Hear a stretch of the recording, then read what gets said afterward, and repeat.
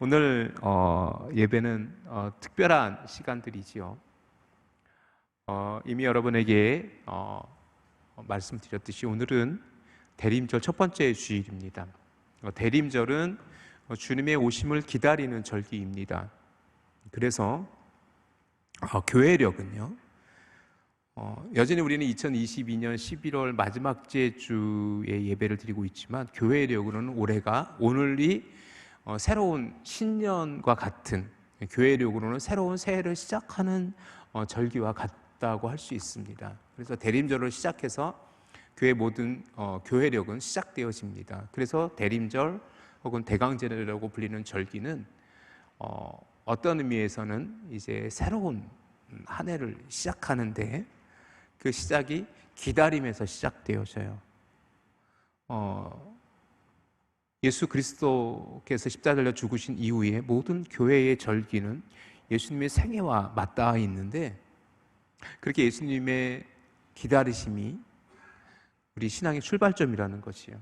그래서 이 기다리는 시간이에요. 4주 동안. 그래서 12월 24일, 이번 올해는 또 25일 성탄절이 주일이에요.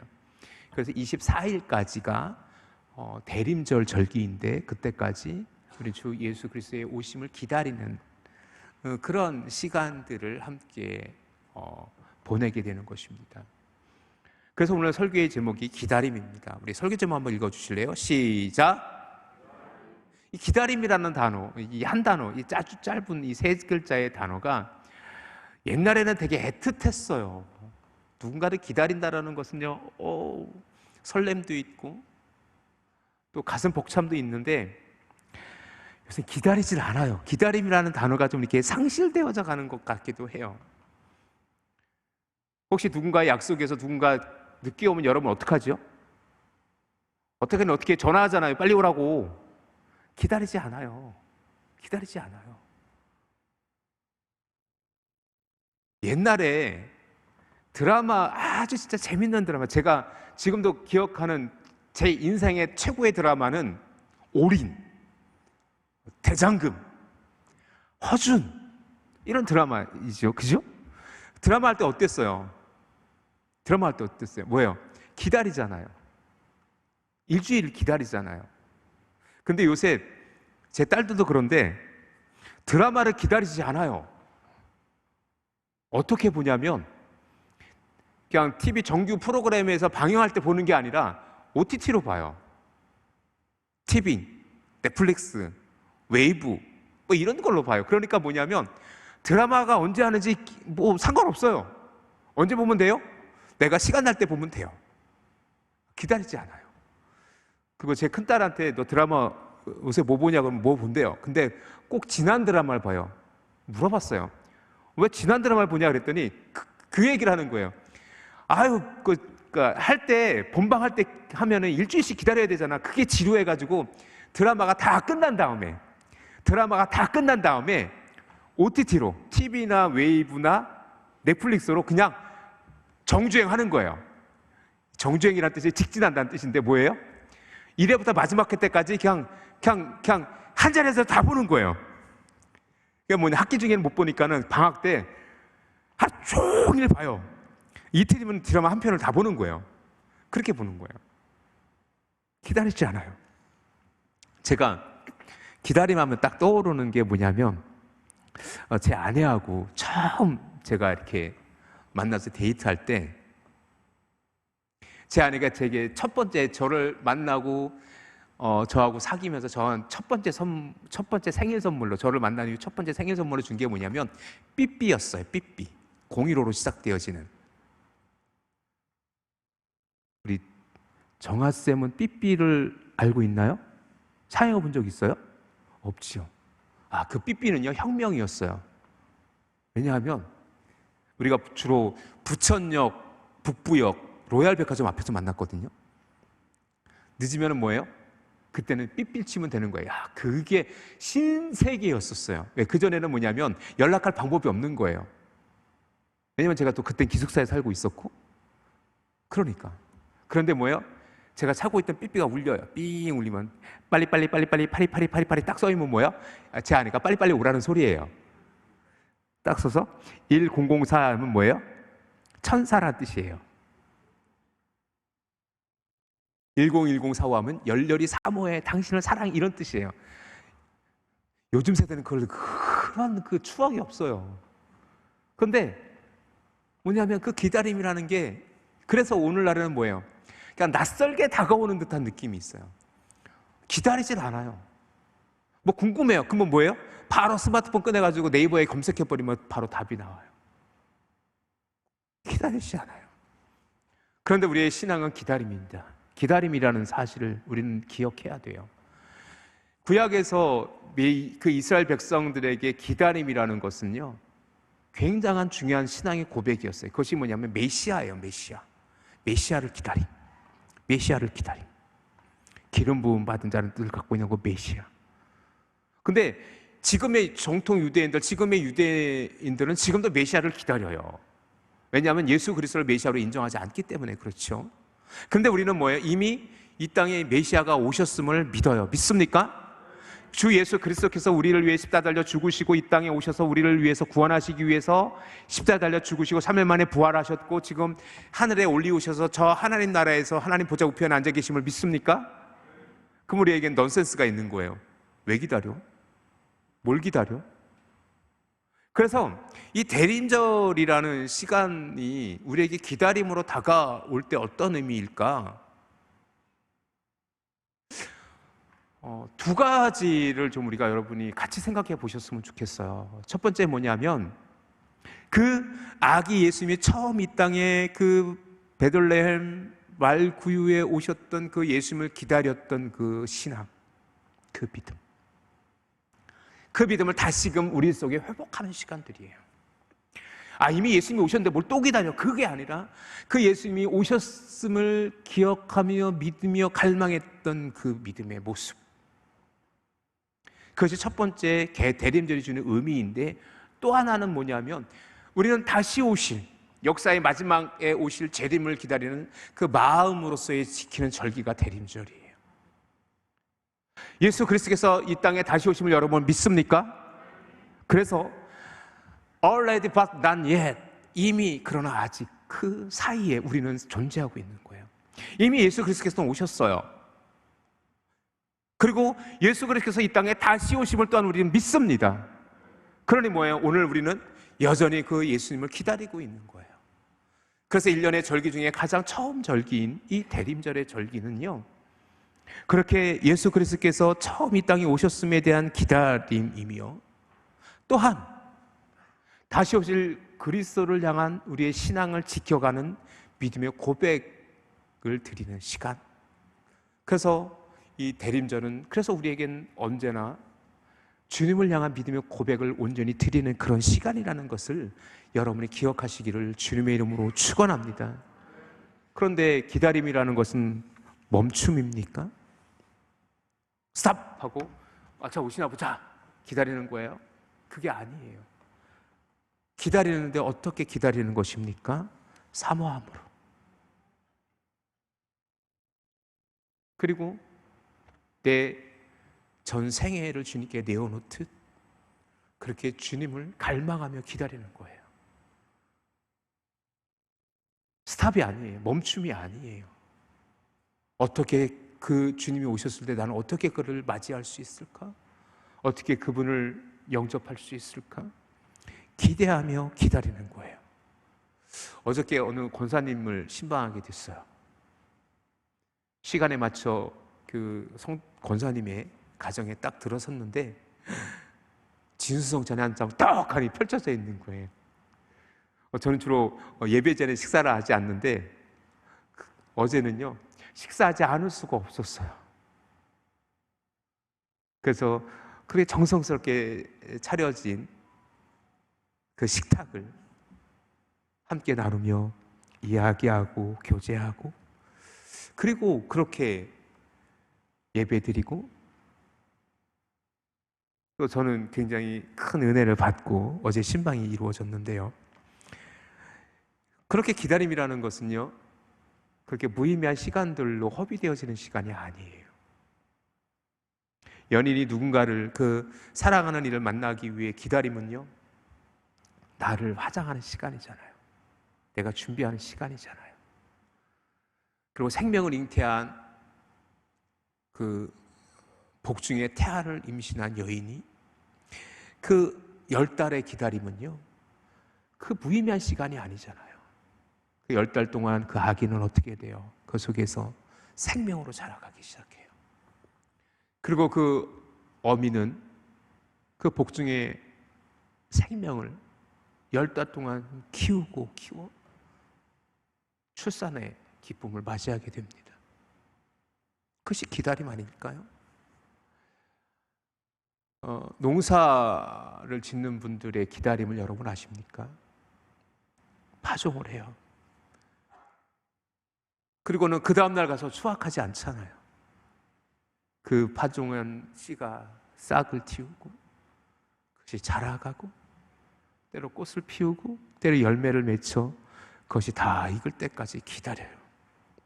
그런데 그 기다림은 그것을 외면한 기다림이 아니라 관심 갖고 물을 주고 영양분을 주고 김을 매주고 필요에 따라서 솎아주고 가지치고 그렇게 최선을 다해서 그것을 가꾸고 돌보면서 마지막 열매를 맺어가는 것 아닙니까?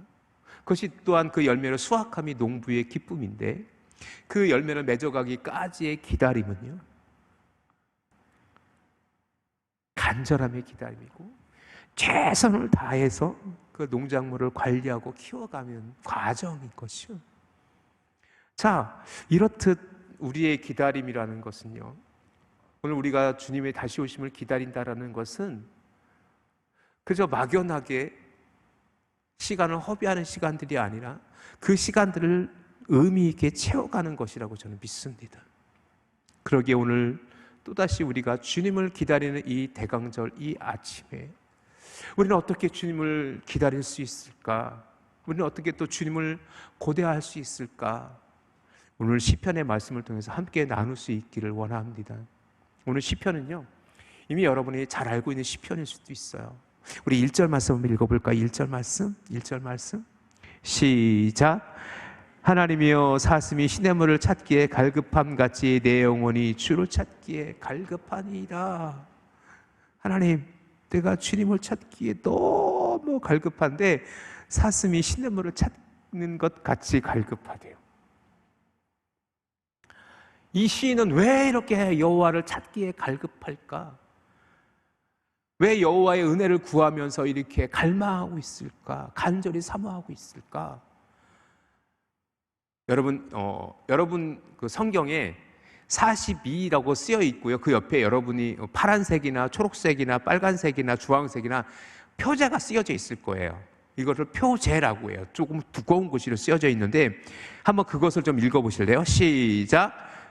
고라 자손의 마스길, 인도자를 따라 부르는 노래, 이렇게 돼 있어요. 자, 여기서 제가 주목하고 싶은 건 뭐냐면 고라 자손의 노래라는 거예요. 이 시편이 고라 자손의 노래인데 이 고라 자손이 누구일까요? 고라 자손은 누구이기에 이 간절함으로 사슴이 시냇물을 찾기에 갈급함으로 여호와를 찾기에 갈급하고 있습니까? 고라 자손이 누구인지를 성경을 좀 찾아보니까 민수기 16장 1절에 이렇게 기록되어져 있어요. 우리 같이 한번 읽어봅시다. 시작. 레위의 증손 고앗의 손자 이스라엘의 아들 고라와 르우벤 자손 엘리압의 아들 다단과 아비람과 베렛의 아들 온이 당을 짓고, 이렇게 기록되어져 있는데 여기서 제가 주목하고 싶은 건 빨간색으로 되어 있듯이 이 고라 자손이 누구냐면 레위의 증손이고 고앗의 손자 아스할의 아들이래요. 그게 고라래요. 즉 고라라는 사람을 정리해 보면 고라라는 자손이라는 고라 자손은 성경에서 찾아보면 이런 사람이에요. 레위 지파 중에 고앗의 후손이에요. 근데 이들은 주로 어떤 일을 했냐면 성전에서 문지기 역할을 했던 사람들이에요. 레위 자손은 다 성전 문지기 역할을 했지요. 구별된 지파였어요. 특별히 고라에게 그 고라 후손에게 요구됐던 사역은 뭐였냐면 진설병을 만드는 일이었고, 여러분 찬양대가 지금 우리 시온 찬양대가 있는데 고라 자손이 바로 찬양대였었어요. 찬양되었으니까 뭐예요? 언제나 하나님을 찬양하는 그런 사람이었어요. 그런데 무슨 일인지 정확히 오늘 시편만 읽어서는 알 수 없는데, 자, 우리 6절을 한번 가보세요. 오늘 읽지 않았지만 6절을 한번 가보세요. 6절을 가보세요. 6절에 이렇게 기록되어져 있어요. 같이 한번 읽어볼까요? 시작. 내 하나님이여, 내 영혼이 내 속에서 낙심이 되므로 내가 요단 땅과 헤르몬과 미살산에서 주를 기억하나이다. 이렇게 기록되어져 있어요. 무슨 이유인지 모르는데 예루살렘 성전에서 여호와를 섬기고 하나님을 찬양해야 될 이 고라자손, 이 시인의 주인공이 지금 엉뚱하게도 요단강 더 북쪽 헬몬산 미살산에 있어요. 우리나라로 따지면 저 백두산 같은 곳이에요. 우리 지형으로 따지면. 즉 뭐냐면 이스라엘의 북쪽 경계에 있는 곳이 요단 땅 헤르몬산 지역이에요. 거기에 미살산이라고 되는데, 미살산이 정확히 어딘지 모르는데 원래 미살이라는 뜻이 어떤 뜻이 있냐면 작다라는 뜻이 있어요. 그래서 아마 요단강 북쪽의 헤르몬산의 작은 어느 산에서 지금 이 시인은 노래하고 있는 거예요. 왜 그가 거기 있는지 몰라요. 왜 그가 거기서 그렇게 하나님을 갈망하고 있는지 모르는데 우리가 힌트를 얻을 수 있는 본문이 있어요. 3절 한번 보세요. 3절 한번 보세요. 3절 시작. 사람들이 종일 내게 하는 말이 내 하나님이 어디 있느냐 하오니 내 눈물이 주야로 내 음식이 되었도다. 무슨 뜻인지 알겠죠? 무슨 의미인지 알겠죠? 지금 뭐냐면 이 시인은 뭐예요? 조롱당하고 있어요. 전쟁에서 져서 끌려갔는지, 아니면 그가 무슨 인생의 고단한 어려운 일을 만나서 지금 그곳에 있는지 모르지만 그는 지금 어려움 속에 있어요. 그 10절을 한번 보세요. 10절을 한번 같이 한번 또 읽어볼게요. 10절을 시작. 내 뼈를 찌르는 칼같이 내 대적이 나를 비방하여 늘 내게 말하기를 내 하나님이 어디 있느냐 하는도다. 지금 조롱당하고 있잖아요. 내 하나님이 어디 있어? 너 하나님의 도움을 받고 있다고? 너 왜 근데 그러고 있어? 라고 조롱당하고 있어요. 그런데 이 시인은 여전히 하나님의 은혜를 사모하고 있어요. 하나님의 은혜를 기다리고 있어요. 다시 1절로 가보세요. 다시 1절로 가보니까 뭐라고, 우리 1절 다시 한번 시작. 하나님이여 사슴이 시냇물을 찾기에 갈급함 같이 내 영혼이 주를 찾기에 갈급하나이다. 조금 정리해보면 이런 거예요. 이 시인은 원래 고라의 자손인데, 원래 레위 지파 후손이니 성전을 맡은 자인데, 성전의 진설병을 준비하고 찬양했던 찬양대였는데, 무슨 일인지 그는 지금 요단 북쪽 저 끝에 가서 예루살렘 성전을 향하여 그때를 그리워하며 하나님의 은혜를 구하고 있는 거예요. 마치 사슴이 시냇물을 찾아 갈급함 같이 하나님의 은혜를 기다리고 있는 거예요. 그런데 여기서 시냇물을 찾기에 갈급하다 해서 시냇물이 뭘까? 사슴은요, 갈증을 참지 못하는 동물, 대표적인 동물 중에 하나라고 합니다. 작은 갈증에도 참지 못하는 동물이 그 사슴이래요. 그런데 이 사슴이 찾는 시냇물은 어떤 시냇물이냐면요, 푸른 초장 중간을 흐르는 가로지르는 그 시냇물이 아니에요. 그 시냇물이 아니에요. 이 시냇물이라는 이 뜻이 헬라어로 아피퀘이마임이라는 단어가 쓰여요. 아피퀘이마임이라는 단어가 쓰여요. 이건 뭐냐면 물이 흐르는 깊은 부분이라는 뜻을 가지고 있어요. 아피퀘이마임이라는 단어가. 그리고 또 하나는 뭐냐면 오랜 가뭄으로 모든 말라버린 시냇물, 즉 뭐냐면 건천인 거예요. 건천. 유대 지형을 보면 우리나라는 강은 늘 강물이 흐르잖아요. 늘 강물이 흐르잖아요. 아무리 좀 이렇게 요새도 가뭄이 있는데 가뭄이 있어도 물은 좀 흐르잖아요. 완전히 말라버리진 않잖아요. 그런데 유대의 하천은 뭐냐면 건천이에요. 와디라고도 해요. 마르면요 진짜 물이 없어요. 그냥 길이에요, 길. 그런데 지금 사슴이 그곳에서 시냇물을 찾고 있는 거예요. 이미 다 말라버린 곳에서 조금만 파면은 좀 나올 수 있을까? 그렇게 갈망하면서 시냇물을 찾고 있는 거예요. 찾지 못하면 죽어요, 이 사슴을. 그런 간절함이 있어요.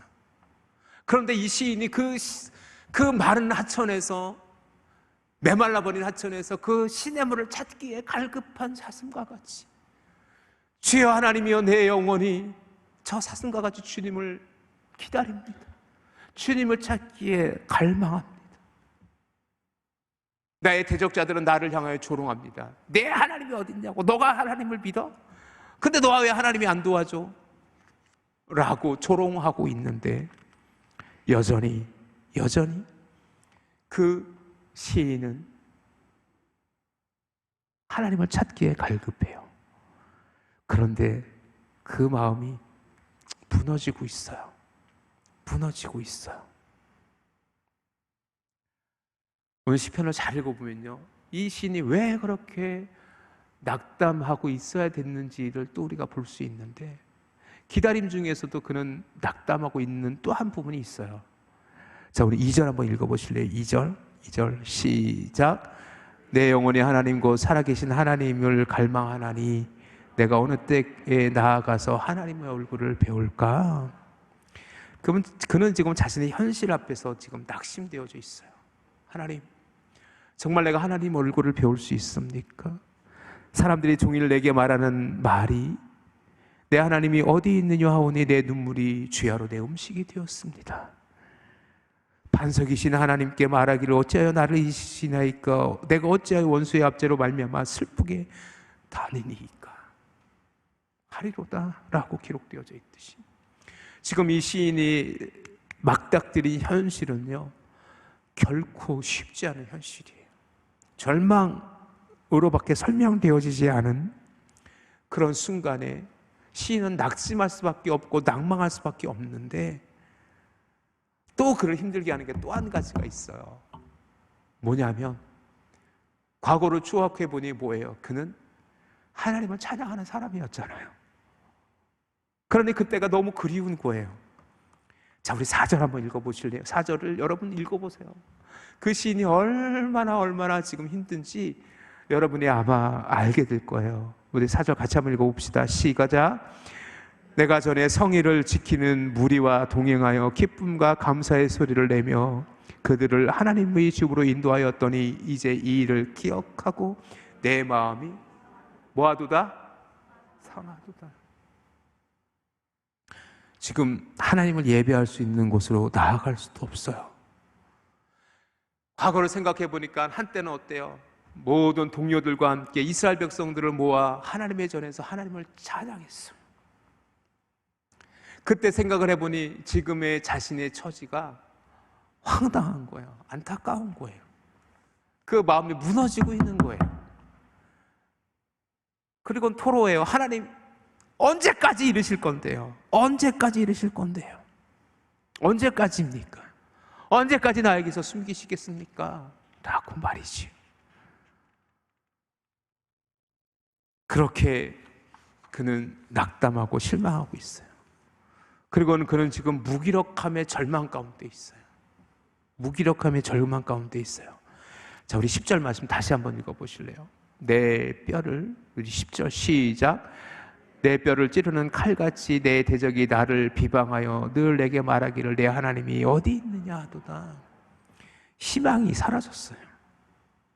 그는 지금 하나님만을 바라보고 있는데 사람들은 와서 너 하나님 어디 있어? 라고 조롱하고 있어요. 그것이 절망으로 다가오는 거예요. 이쯤 되면 하나님을 향한 믿음이 시험들만 한데 이제부터 진짜예요.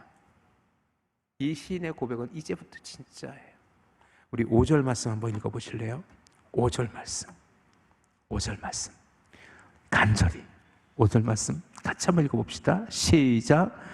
내 영혼아 내가 어찌하여 낙심하여 어찌하여 내 속에 불안해하는가? 너는 하나님께 소망을 두라. 그가 나타나 도우심으로 말미암아 내가 여전히 찬송하리로다. 아멘. 믿습니까? 지금 이 시인의 고백이 이거예요. 하나님, 그렇지만 나는 내 영혼에게 이렇게 말해주고 싶어요. 내 영혼아 어찌하여 낙심하여 어찌하여 불안해해? 하나님의 하나님이 너를 도와주실 거야. 그 소망을 잃어버리지 마. 하나님께서 너와 함께 하시잖아.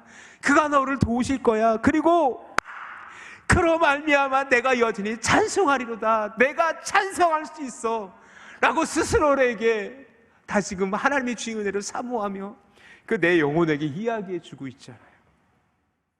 이것이 11절에도 반복되어져요. 11절에도 반복되어져요. 내 영혼아 내가 어찌하여 낙심하며 어찌하여 내 속에서 불안해하는가. 너는 하나님께 소망을 두라. 나는 그가 나타나 도우심으로 말미암아 내 하나님을 여전히 찬송하리로다. 아멘. 그는 지금 정확히 그가 맞닥뜨려진 상황이 어떤 상황인지 몰라요. 하지만 그는 지금 예루살렘을 떠나 저 북방 헤르몬산 작은 산 마샬산에서 하나님의 은혜를 구하고 있어요. 사람들은, 내 대적자들은 나를 조롱하고 비웃어요. 내 처지를 보니까 전에는 내가 하나님 앞에서 찬양하며 이스라엘의 동료들과 함께 모든 사람들을 주의 전으로 모아 함께 찬양했는데 지금은 그럴 수 없으니 마음이 무너지는 것 같아요. 할 수 있는 게 아무것도 없어요. 지금 그 시인이 할 수 있는 것은 오로지 여호와만을 기다리고 여호와의 은혜만을 갈망할 뿐이에요. 마치 마른 시냇물, 마른 시냇물에서 사슴이 한 모금의 물을 마시기 위해 헤매는 것 같은 그 절박함과 간절함이 그에게 있지만 현실은 그렇게 그에게 호락호락하지 않아요. 마치 우리의 모습 같지 않습니까? 어디도 희망이 없어요. 무엇을 의지해도 기쁘지가 않아요. 그럴 때 여러분 스스로에게, 여러분의 영혼에게 오늘 시인의 그 이야기처럼 여러분이 그렇게 이야기해 줄 수 있기를 주님의 이름으로 축원합니다. 내 영혼아, 여러분 스스로에게 얘기해 주세요. 내 영혼아, 내가 왜 불안해? 어찌하여 낙심해? 하나님께 소망을 두어. 하나님께서 너를 도와주실 거야. 그리고 너를 다시 찬양하는 자리로 인도해 줄 거야 라고 스스로에게 위로하는. 그리고 제가 이 대림절 이 첫 번째 주일에 이 본문의 말씀을 여러분하고 나누고자 하게 된 이유도 여기에 있어요. 세상을 보면 낙심할 일 뿐이잖아요. 세상에 희망이 어디 있어요. 물가는 계속 올라가요. 제 아내가 어저께 저한테 충격적인 얘기 해주더라고요. 제 아내가, 여보, 요새 물가가 엄청 비싼 거 알지? 굳이 많이 뛰었지. 요번에 성탄절 케이크 10만 원이 넘을 거라는 기사가 있대 라고 말이죠. 말도 안 되잖아요. 어디에 우리 희망이 있을 것 같아요? 때로 우리가 희망을 걸고 있는 것들이 세상 것이라면 그곳에는 마침내 절망뿐이라는 사실을 여러분이 반드시 기억하시기를 주님의 이름으로 간절히 부탁드립니다. 그런데 우리에게 희망이 오직 주 예수 그리스도라는 것이요. 우리가 기다림, 이 대강절의 이 시간에 기다림이라는 이야기를 함께 나눌 수 있는 것도, 기다림의 끝이 절망이라면, 우리의 희망 고문이라면 우리는 이야기를 할 필요가 없어요. 하지만 기억하십시오. 우리가 이야기하는 이 희망은요, 절망이 아니라 하나님께서 우리를 도우심으로 마침내 우리를 다시금 찬양의 자리에 이끌 것이라는 시인의 고백과 같다라는 거예요. 우리의 기다림이 무의미한 기다림이라면 우리의 기다림은 그저 시간을 허비하는 것, 그 이상도 그 이하도 아닐 거예요. 하지만 기억하십시오. 우리의 삶은 여전히 우리 가운데 함께 하시는 여호와 하나님의 은혜의 고백이라는 것을, 그리고 그 시간 속에서 우리는 하나님을 다시금 기대할 수 있고 기다릴 수 있다는 것을 여러분이 반드시 기억하시기를 주님의 이름으로 축원합니다. 그래서 우리는 누구에게 소망을 두어야 돼요? 하나님께 소망을 두어야 돼요. 믿습니까? 우리 옆 사람에게 이렇게 인사할까요? 하나님께 소망을 두십시다. 시작. 아멘, 아멘, 아멘. 바로 그거예요. 우리가 이 세상에서 살아가면서 낙심하고 절망하고 기운 쭉 빠질 일밖에 없지만 그럴 때 여러분이 십자가를 바라볼 수 있고 여호와 하나님만을 바라볼 수 있기를 간절히 축원합니다. 그 속에서 여러분이 다시 힘을 얻길 원합니다. 우리 뜻대로 되어지지 않는 일도 많아요. 우리가 원하지 않은 일도 내 속에 일어날 때도 많아요. 하지만 그럴 때마다 우리가 원망하고 좌절하고 낙심하여 우리가 포기할 수는 없잖아요. 다시 기대하고 다시 하나님만을 바라고 그리고 기다리는 거예요. 하나님께서 다시 우리를 은혜의 자리로 이끄실 것이고 또 우리 속에 하나님께서는 그 은혜의 때로 우리를 회복시키실 것을 믿기 때문에 오늘 시인의 고백처럼 내 영혼아 어찌하여 낙심하며 어찌하여 그 속에서 불안해하느냐. 너의 하나님을 바라봐. 너의 하나님께 소망을 두어. 그 하나님이 너를 도우실 거고 그로 말미암아 내가 여전히 찬양할 것이라 찬송할지니라 라고 기록되어져 있는 말씀과 같이 여전히 우리 속에 찬양과 그 은혜가 넘치는 이 대강절 되어질 수 있기를 주님의 이름으로 축원합니다. 이제 설교를 마무리 지으려고 해요.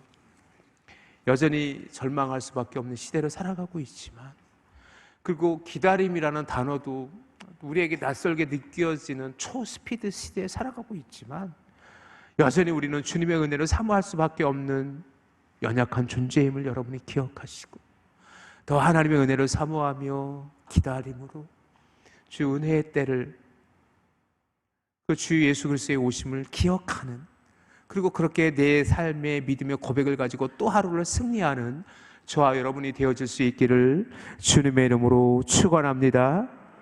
예수 그리스도께서 이 땅의 소망이십니다. 예수 그리스도께서만 우리의 위로자가 되어주시며 우리의 능력이 되어주십니다. 연약한 자를 강하게 하실 것이고요 우리의 모든 기도를 응답해 주실 것이며 막힌 담을 허물어 화평케 하시며 마침내 우리로 하나님의 구원받은 하나님의 백성으로 삼으사 우리를 회복하실 그날을 우리는 또한 기다릴 수 있어야 됩니다. 그러니 어찌 우리가 낙심하고 낭망할 수 있습니까? 우리가 어찌 불안해할 수 있습니까? 오직 여호와께 소망을 두며 하나님을 향한 믿음의 고백을 가지고 또 오늘 은혜의 고백을 가지고 이제 2022년을 잘 마무리하며 이제 2023년에 더 큰 하나님의 소망을 기대하는 저와 여러분 되어질 수 있기를 주님의 이름으로 축원합니다.